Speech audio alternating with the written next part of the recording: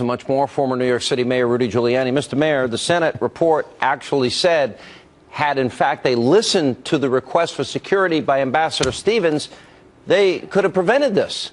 Not sure what their interpretation is. I don't understand this trying to rewrite history. It flies in the face of all the facts. Not only Ambassador Stevens' request for more security, but numerous other requests over a 6-7 month period from other personnel connected to that mission and that embassy.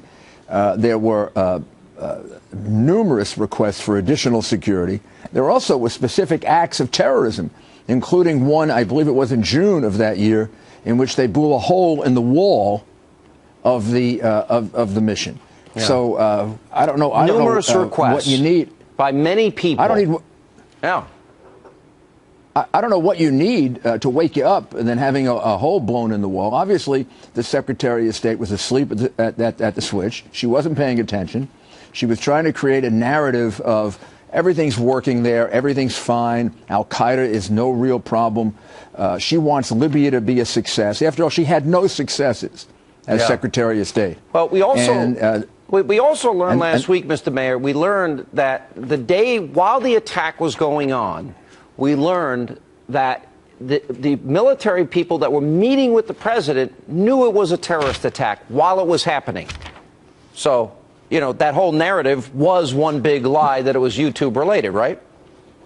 Absolutely. I mean, the questions here have never been answered, and they're dramatic questions. The questions about 6 months of requests for security, nothing done by the Secretary of State. Specific acts of terrorism against the mission, nothing done by the Secretary of State. The British move out, nothing done by the Secretary of State. A terrorist act clearly starts that day, and no reaction on the part of either the Secretary or the President the way you would react if you were really acknowledging that a terrorist attack was going on.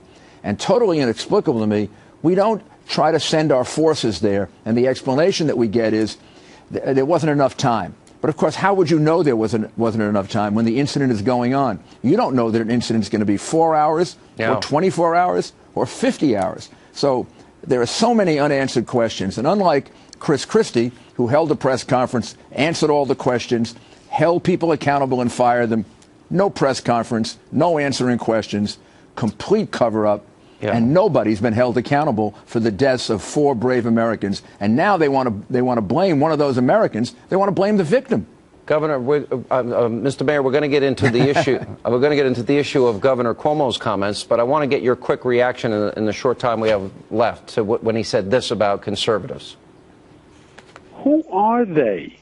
Are they these extreme conservatives who are right to life, pro-assault weapon, anti-gay? Is that who they are?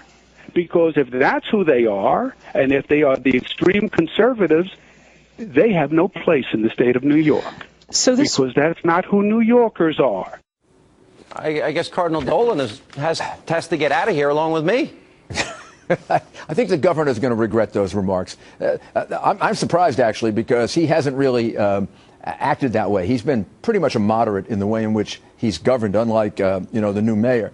I think maybe he's trying to define himself as left wing. But of course, people who are pro-life are not extremists. That's a perfectly legitimate point of view to hold. People who are pro-Second Amendment are certainly not extremists. They just believe in the Constitution of the United States. And you don't have to agree with them, but they have every right to be in the state. We're now going to throw people out of the state because they're conservatives? Oh, because I'm pro Second Amendment, I'm pro-life, and I believe in traditional marriages. I have to go. You'll have to move with me to Florida, but I got to run, Mr. Mayor. So, talk to you soon, Sean. All right.